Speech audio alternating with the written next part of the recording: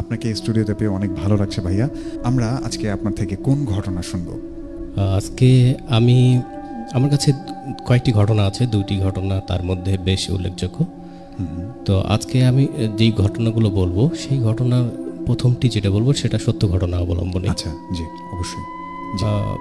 তো এই ঘটনাটা ঘটে মূলত আমার মানে বাসার এলাকাতেই, আমার ছোট মামার ঘটনা এটা একটা। তো আমাদের সময় ওই সময় আমাদের বাড়ি, গ্রামের বাড়ি ছিল কুড়িগ্রাম জেলায়।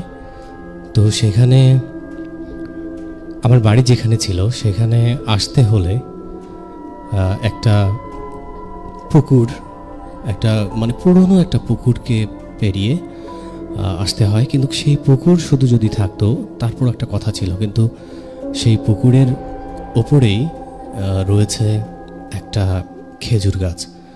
যে খেজুর গাছটি বেশ পুরনো খেজুর গাছ, আর খেজুর গাছের সাথে ছিল একটা পুরনো একটা বাড়ি। যে পুরনো বাড়িটা মানে সেই বাড়ির মানুষগুলো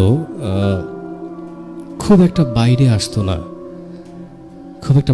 না, আমরা খুব দেখতাম না। আমরা মাঠে খেলতাম যখন, তখন দেখতাম যে তারা মাঝে মাঝে গেটটা খুলে বেরিয়ে যাচ্ছে, আচ্ছা, আবার চলে আসছে, কারোর সাথে খুব একটা মিশতো না। তো সেই সময় আমার ছোট্ট মামা মিরান, আচ্ছা, তো আমার বলে রাখি যে আমাদের বাড়ি থেকে আমার নানার বাড়ি কিন্তু খুব কাছাকাছি একটা এলাকায়। জি।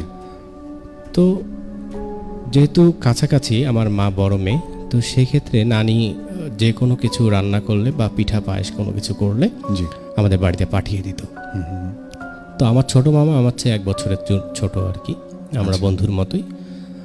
তো আমাদের বাসায় আছি, তো নানি সেদিন কিছু পিঠা রান্না করেছে, মানে তেল পিঠা, আচ্ছা, করে পাঠিয়ে দিয়েছে আমার ছোট মামার মাধ্যমে, যে আমার মেয়ের বাসায় গিয়ে দিয়ে আয়, তোর বোনের বাসায় দিয়ে আয়। জি। তো সে সময় আমার মামা সবসময় একটা প্রচলিত ছিল যে আমাদের বাড়ির পাশে মানে আসার রাস্তায় যেই পুকুরটা এবং ওই পুকুরের পাশে যে খেজুর গাছ, এই খেজুর গাছকে পুকুরকে নিয়ে একটা বেশ একটা ভৌতিক কিছু একটা ছিল, মানে গ্রামে প্রচলিত ছিল যে ভৌতিক ঘটনা, অনেকেই নাকি সেখানে ভয় পেত। আচ্ছা। তো আমার ছোট মামা তখন হাফ প্যান্ট পরে, আমি তখন বাসায়, হুট করে সন্ধ্যার সময় বাসায় আছি, হুট করে শুনতে পেলাম বিকট একটা শব্দ। আচ্ছা। বিকট একটা শব্দ শোনার পর শুনলাম যে একটা চিৎকার, বাঁচাও বাঁচাও বলে একটা চিৎকার করে একটা দৌড় দিচ্ছে কোথাও। তো আমরা ভাবলাম যে প্রায় তো ওই খেজুর গাছের নিচে, ওই পুরনো বাড়ির পাশে পুকুরের উপরে খেজুর গাছের নিচে ওই রাস্তাটায় প্রায় মানুষ ভয় পায়। আচ্ছা। আজকে হয়তো কোনো কুকুর আক্রমণ করেছে কাউকে, স্বাভাবিকভাবে নিচ্ছিলাম যে কোনো সব ভয়, মানে আমরা কোনো ভাবিনি কিছু। আচ্ছা। একটু পর দেখি আমার ছোট্ট মামা মিরান, সে জীবন প্রাণ মানে নিয়ে দৌড় দিয়ে সে চলে এসেছে আমাদের বাড়ির উঠোনে। ওটা আসার পর সে হাঁপাচ্ছে। পরে আমরা বললাম কি হয়েছে মামা, কি হয়েছে? আমার মা সবাই বাসার সবাই সেদিন ছিল উপস্থিত, কি একটা উপলক্ষে আমরা ছিলাম, এবং নানি সেদিন পিঠা করছিল। তো ওই পিঠা নিয়ে আসার সময় মামা এই ভয়টা পায় ওই খেজুর গাছের নিচে। তো মামা যখন এসে আমাদের বাড়িতেই হাঁপাচ্ছিল খুব এবং চিৎকার করতেছিল, আমাকে বাঁচাও, আমাকে বাঁচাও। আচ্ছা। তখন আমরা মামাকে জিজ্ঞেস, মামা কি হয়েছে বলো, তুমি কি হয়েছে? তখন মামা বলে যে আমি ওই খেজুর গাছের নিচ দিয়ে পুকুর পাড় দিয়ে আসতেছিলাম, আসার সময় দেখতেছি, আমি তো এইভাবে নিয়ে আসতেছিলাম ওই পিঠাগুলো, ছোট মানুষ মামা, তো এইভাবে নিয়ে আসতেছিলাম, দেখে পিঠাগুলো যেই গাছটা পুরনো বাড়িটা পেরিয়ে গাছটার ওখানে আসছে, সেই যে স্টিলের একটা গামলার মধ্যে পিঠাগুলো দিয়েছিল। আচ্ছা। তো মনে হচ্ছিল স্টিলের গামলাকে চুম্বক আকর্ষণ করে তার হাত থেকে এইভাবে নিয়ে যাওয়ার চেষ্টা করতেছে। আচ্ছা, মনে হচ্ছে যে কেউ একজন টানতেছে। আচ্ছা। তো মামা ভাবছে যে এটা মনে হয় খুব এই সময় এখানে ওজন লাগতেছে, হয়তো অনেক দূর হেঁটে এসেছে, তাই মনে হয় ওজন লাগতেছে। জি।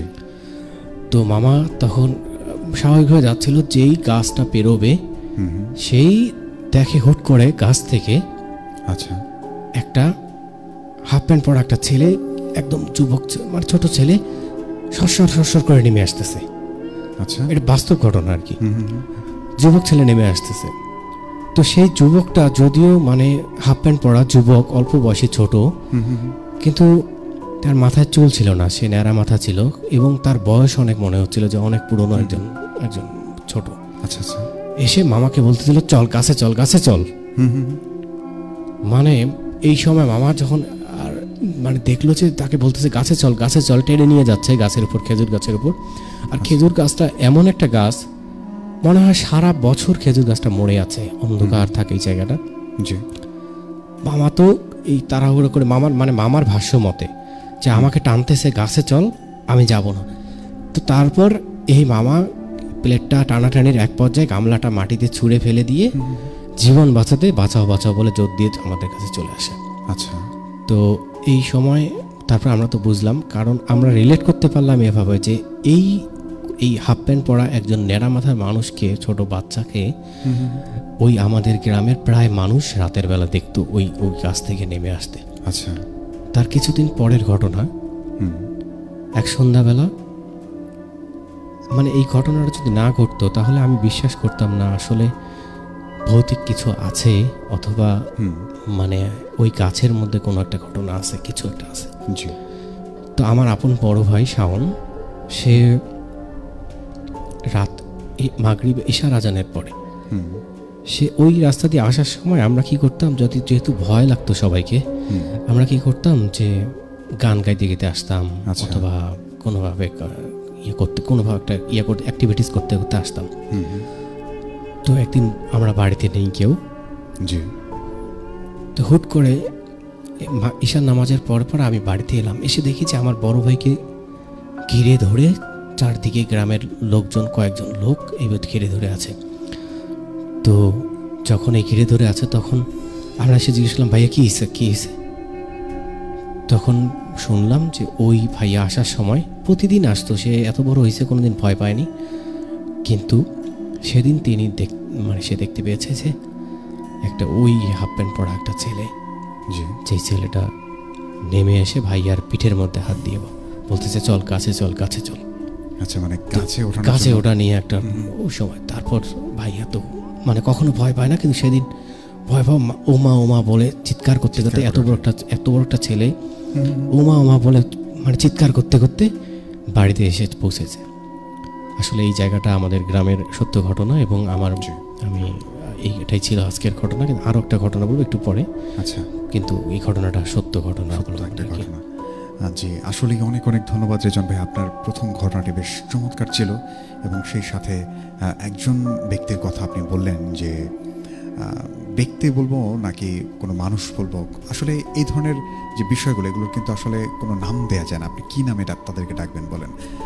যে অবয়বটার আপনি কথা বলেন, সেটা আসলে কি ছিল আমাদের মনের মধ্যে সংশয় থাকতেই পারে। কেউ যদি জেনে থাকেন আমাদেরকে কমেন্টের মাধ্যমে জানাতে পারেন যে এরকম একটা মাথায় চুল ছিল না, এবং দেখতে একেবারে মানুষের মতোই, যে প্রতিদিন রাত্রেবেলা গাছ থেকে নেমে আসতো। কেউ যদি একা পথে মানে সেই রাস্তা দিয়ে হেঁটে যেত, সেই গাছ থেকে নেমে তাকে বলতো যে গাছে চল, গাছে চল। এবং প্রথম যে ঘটনাটির সূত্রপাত, যেমন তার রেজন ভাইয়ের যে মামা ছিলেন, ছোটোবেলায় পিঠা নিয়ে যাচ্ছিলেন, এবং তার কাছে মনে হচ্ছিল কে যেন সেই পিঠার বাটিটা বারবার হাত থেকে টেনে নিচ্ছেন।